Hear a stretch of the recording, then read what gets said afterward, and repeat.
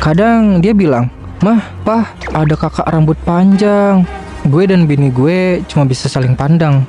Panik karena takut ada yang ngincer buat jahilin anak kita. Jangan sampai dah ya. Jam 12 malam, gue kebangun karena suara orang nyapu di atas genteng lagi. Gue coba cuek, tapi kali ini suara pelan yang ngetok-ngetok jendela kamar gue. Tok, tok. Dengan hati deg-degan, bini sama anak gue udah tidur pules pula. Gue beraniin buat buka gorden sedikit. Lihat bayangan cewek baju putih di atas pagar. Lama-kelamaan, sosoknya makin jelas. Mukanya ada koreng di bagian pipi dan dia ketawa, pergi sambil dada-dada ke arah gue. Keesokan harinya gue demam tinggi. Habis lihat dia semalam kali ya. Gue mutusin buat gak cerita sama bini gue karena takut dia khawatir. Karena kalau gue kerja, kan dia yang 24 jam full di rumah. Singkat cerita, waktu gue lagi enak tidur, karena efek obat demam juga sih, tiba-tiba bini gue bangunin gue dengan muka paniknya bilang, "Bang, bangun bang, buruan bang, Neng takut."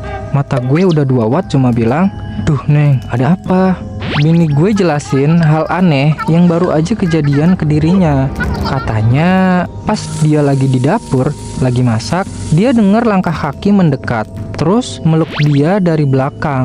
Dia nyangkanya gue dong, tapi kok yang biasanya gue senyum dan ngomong sayang, kok ini meluk doang, abis itu pergi.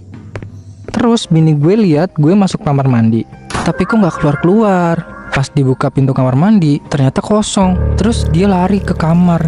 Dia ngeliat gue masih tiduran dengan posisi yang sama dari tadi dan langsung bangunin gue. Sekarang makhluk itu mulai menyerupai gue. Bini gue nangis histeris. Ya jelas lah, orang udah kontak fisik kan. Tapi untungnya bini gue nggak diapa-apain sama makhluk itu.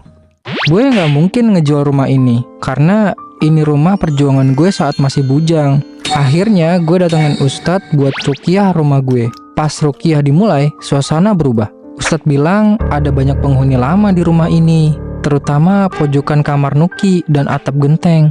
Mereka betah karena rumah ini udah lama banget kosong.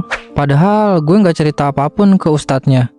Ustadz itu ngasih gue air doa buat disebar ke seluruh ruangan dan nyaranin gue buat sering azan di rumah. Setelah itu gangguan mulai berkurang. Gak ada lagi tuh suara-suara nyapu di genteng. Dan anak gue gak lihat aneh-aneh lagi. Meski sekarang udah tenang, gue juga lebih sering ngajak tetangga ngumpul di rumah biar suasana rumahnya lebih hidup.